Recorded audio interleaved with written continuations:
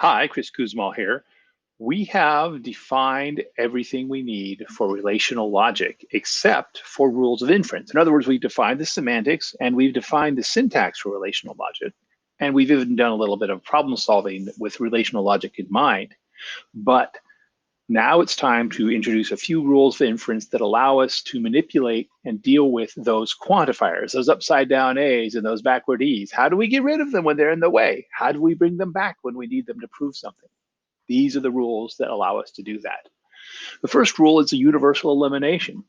In universal elimination, what we say here is that since something is true for every variable, that's what the universal quantifier means, we can replace that variable with any object constant we want.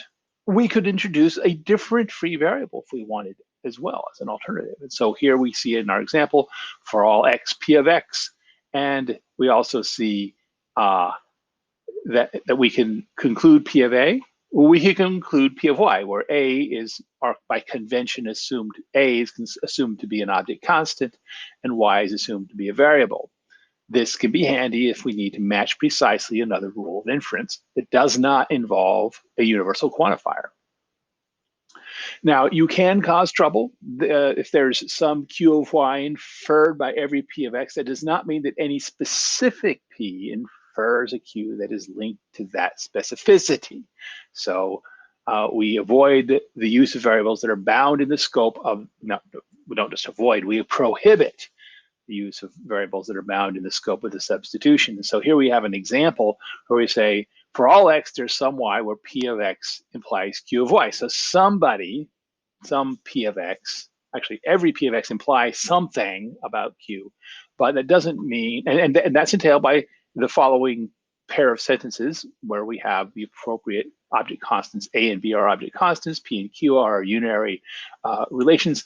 And if P of A implies Q of B and P of B implies Q of A, we can conclude that for all x, there exists Y, P of x implies Q of Y.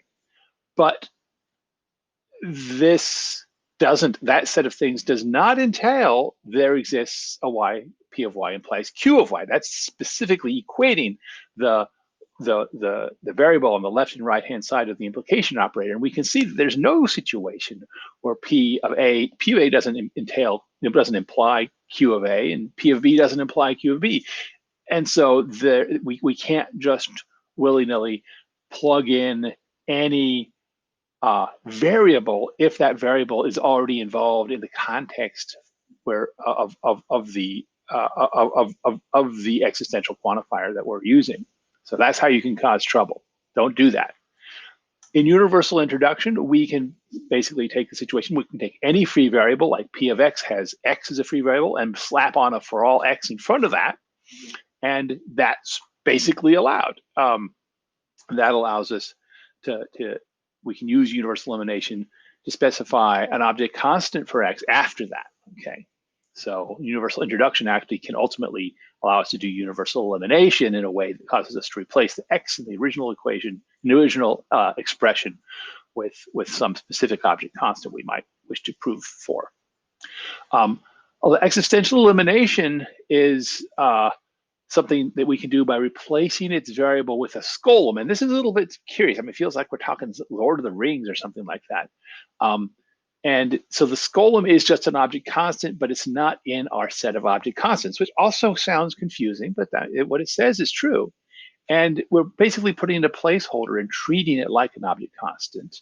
But that's only if there's no other free variables that the scolem might depend on to determine its identity. So here, let me see if I can justify or explain it with an example.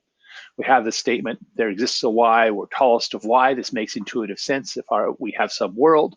There's some y that somebody's tallest, but we don't know who necessarily. So we select a particular object constant, and we call that object constant Joe. And for our purposes, we're going to call him Joe the Scolem because that's what he is. He's a Scolem. He doesn't actually exist. He's not in our actual set of object constants over here, which are these various paper cutouts, which are object constants as well. But we have Joe as our tallest prototypical object.